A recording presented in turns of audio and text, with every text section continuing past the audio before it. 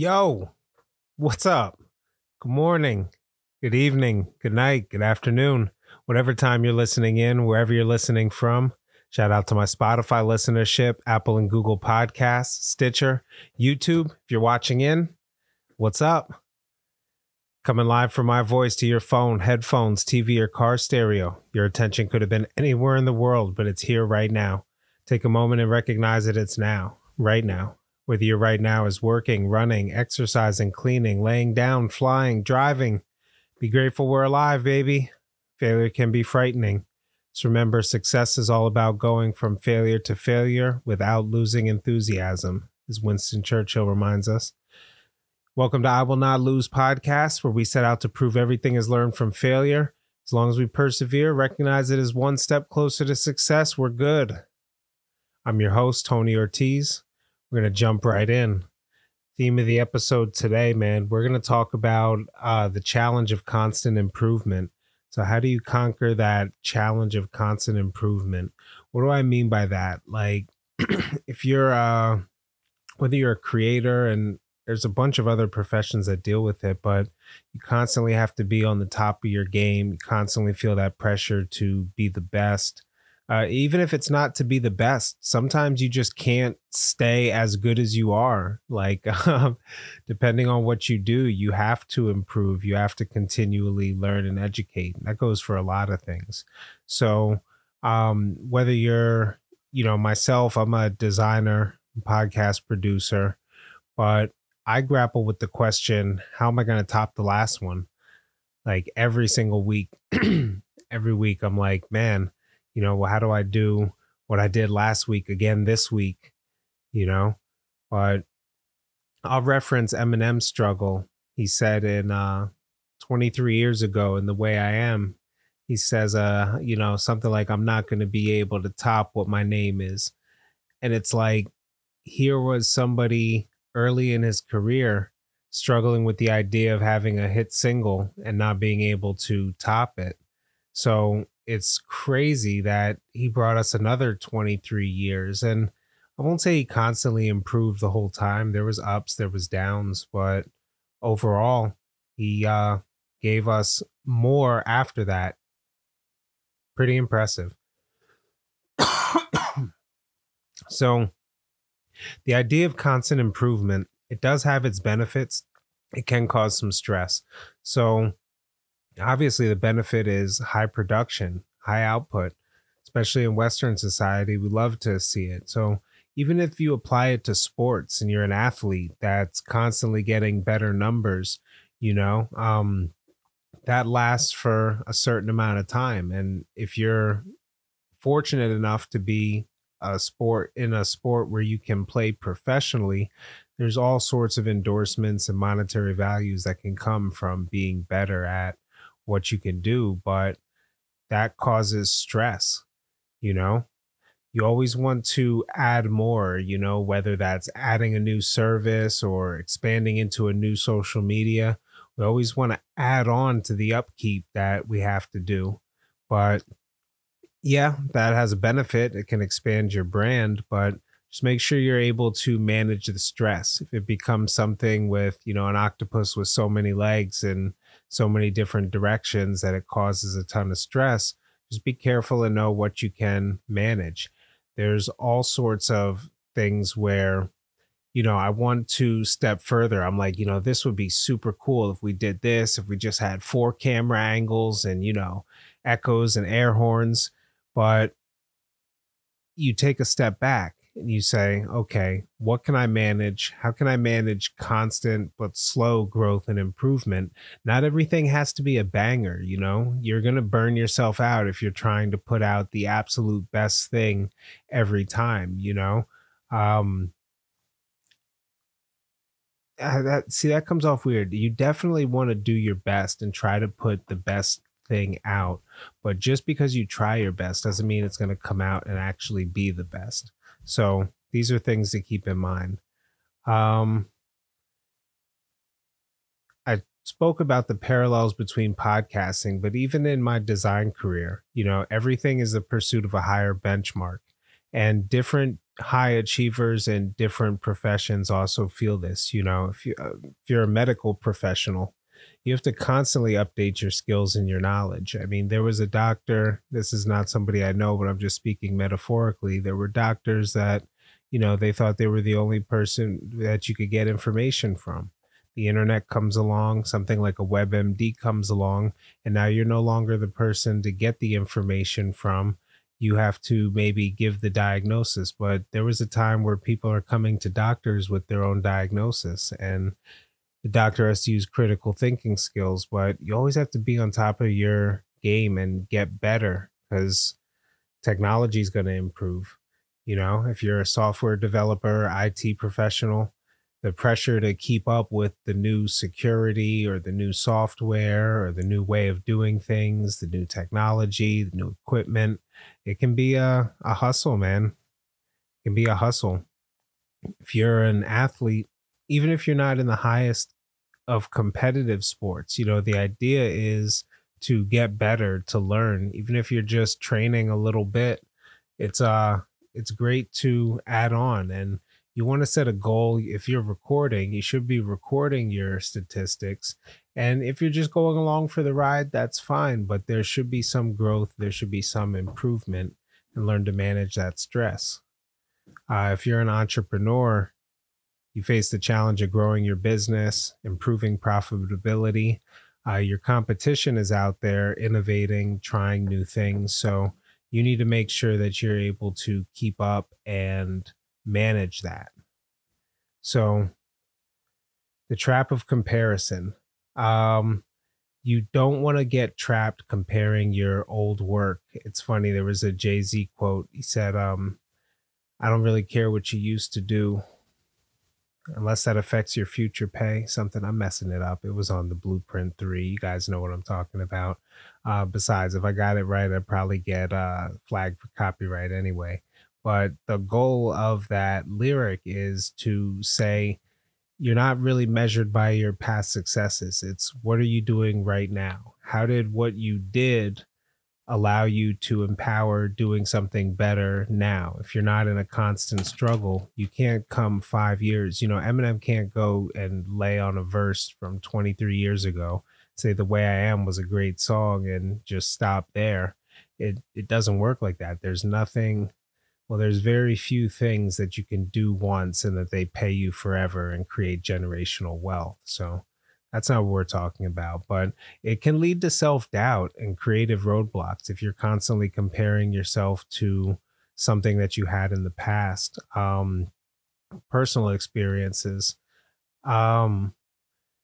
You can have self-doubt that the last thing that you did is going to be the best thing that you did. You put together a design, or you put together a piece of production, or you have a fire guest on the podcast, and you think, man, there's no way I'm going to be able to top that. Everything was so perfect. But you don't stop. You remain resilient.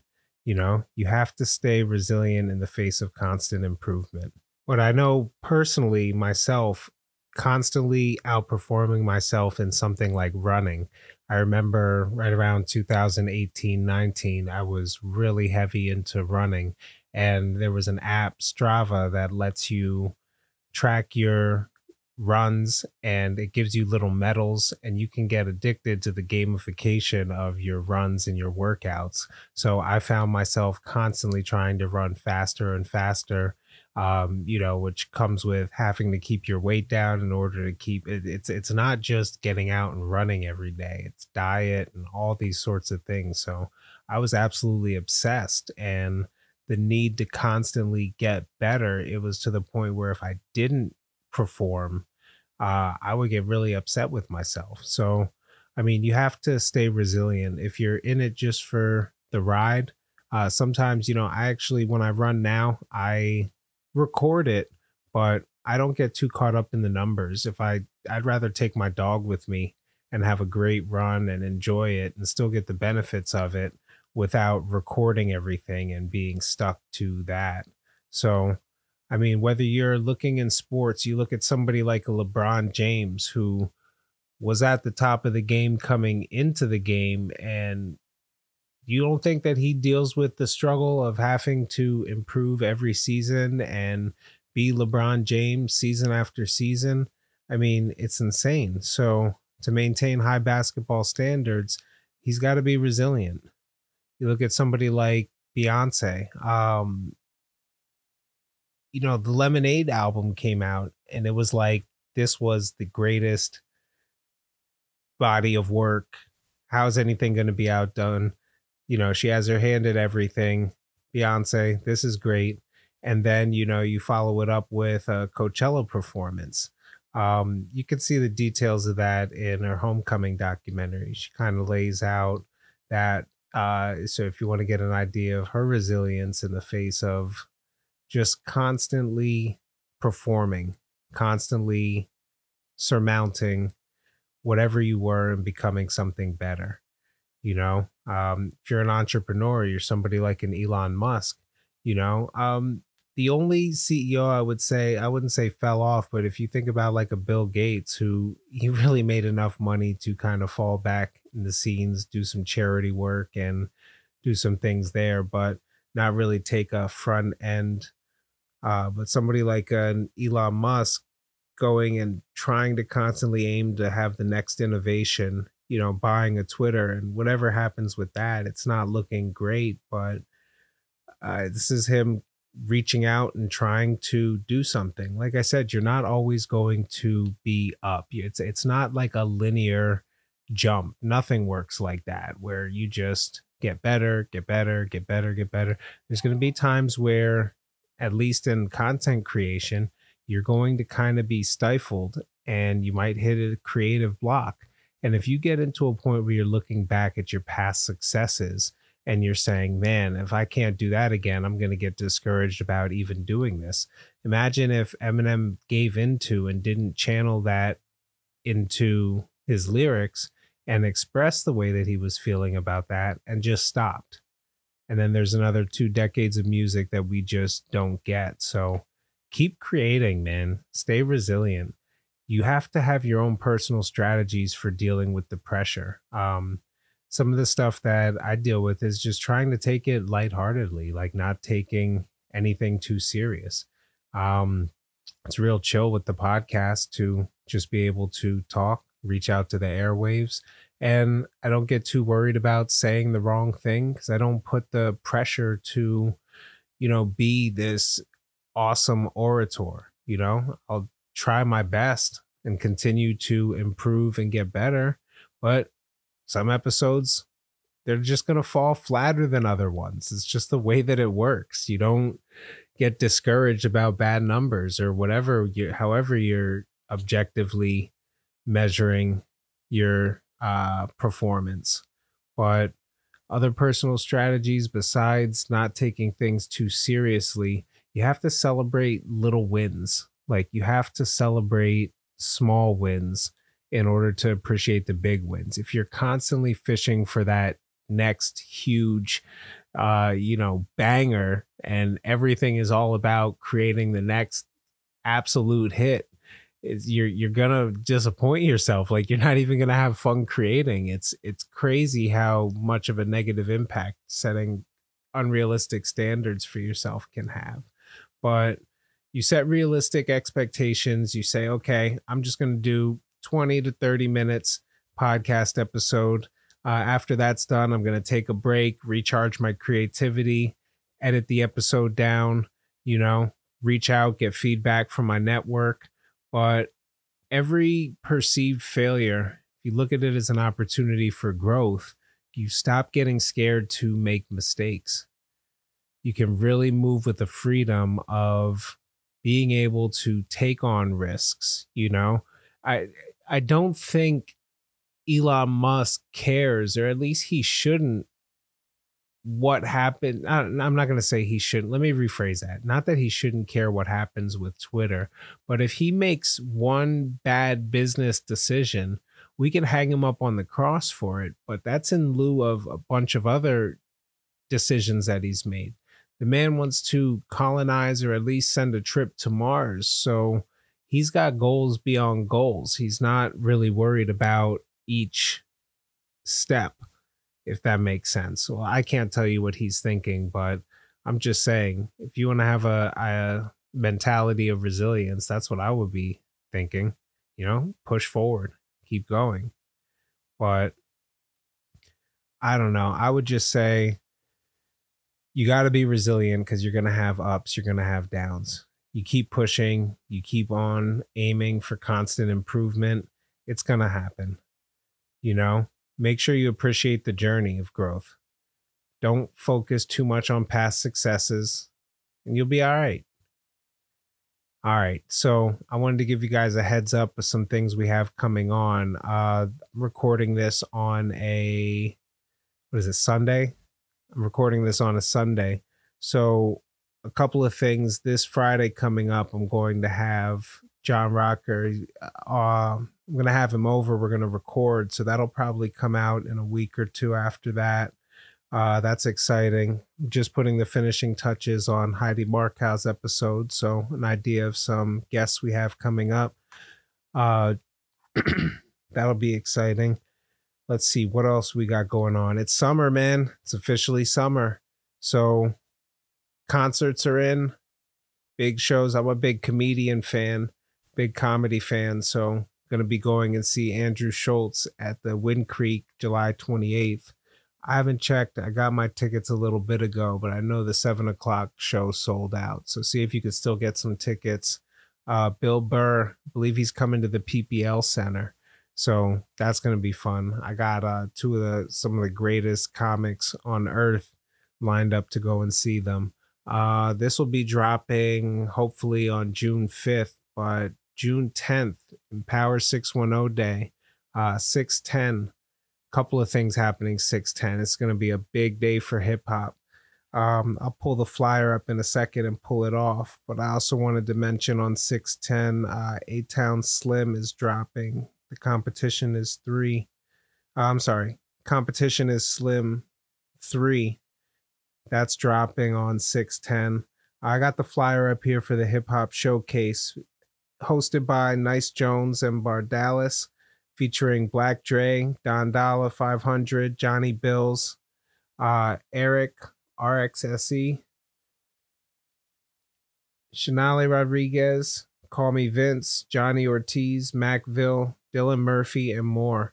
So this is actually the first time. It's a free event, and it's an amazing showcase. The first time in the history of the summer concert series that hip-hop is going to be part of the live series. So that's going to be at West Park, 610. So let's make history. Other than that, I think that's all I got for announcements. Sponsorship. I'm going to be sponsoring that in Power 610 Day. I don't know. They'll have some sponsorship available, but as far as the shirts that they're going to have pressed up, I know they have to have them done by the time this episode is dropping. So big shout out to Nice Jones and Bardalis for putting that through. Big shout out to all the artists that are going to come through and perform. Bring the family through. That's going to be great. Yeah. This is I Will Not Lose podcast, where we set out to prove everything is learned from failure. We must persevere and recognize it as one step closer to success. To support the show, visit the website shows.acast.com/I Will Not Lose. Subscribe on your favorite podcast player, Spotify, Apple Podcasts, Google Podcasts. Click that follow or that subscribe, the notification button. If you're on YouTube, watch in every week.